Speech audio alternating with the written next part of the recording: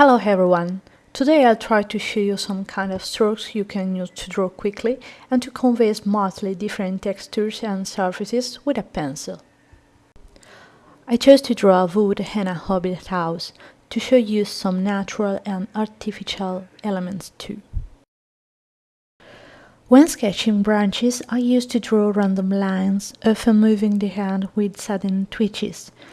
Starting at the basis of the tree, the branches will become automatically bigger in the main part and thinner on the extremities.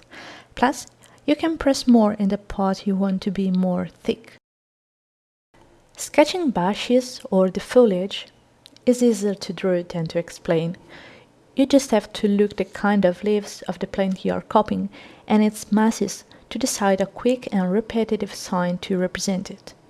It can be a sort of W, an M, a series of swirls, or light curves. Every sign will offer you a different feeling.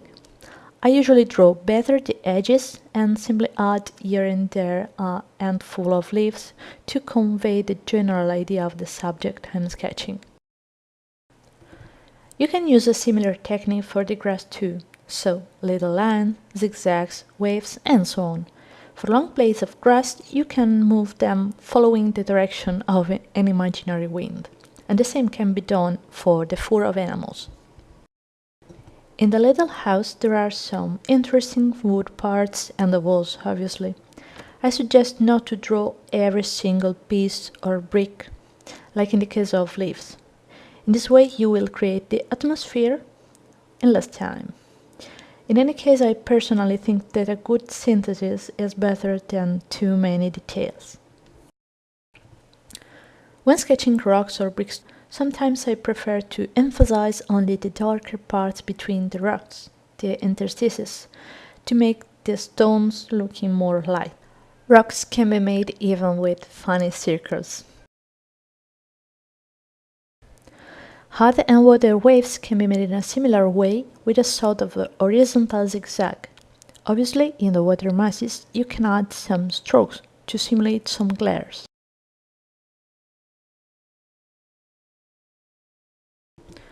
Other interesting things you can find in landscapes are the trunks, or exposed parts of earth where there are paths, for example.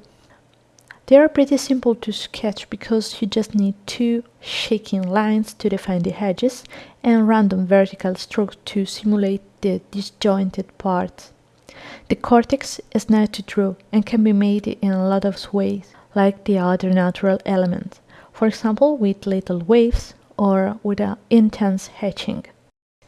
Shadows can be easily represented with dense strokes in one or more senses. If you need a more dark and intense shadow, you can use more layers in different directions. The direction you decide to give to your lines can help the viewer to understand the shapes and perspectives. On a trunk, for example, vertical strokes are a good texture, but making them slightly curved and horizontal will give three-dimensionality. So, if you follow the natural direction of a surface, you will obtain a more realistic effect. Going against it instead, like in the case of horizontal lines on a trunk, will transform the surface in something flat and natural. For every single element you want to sketch anyway, clouds, flowers and so on, you have just to study the consistency and shape of your model and find the best way to sketch it with your own style. Finally, don't underestimate the importance of the pressure. It's a good way to concentrate the gaze on more relevant subjects, to intensify some details, and finally to add depth to your sketches. With the time you will find your own way to make things, and it will become easier and easier every time. So, hope you liked this lesson and hope to see you next time. Bye!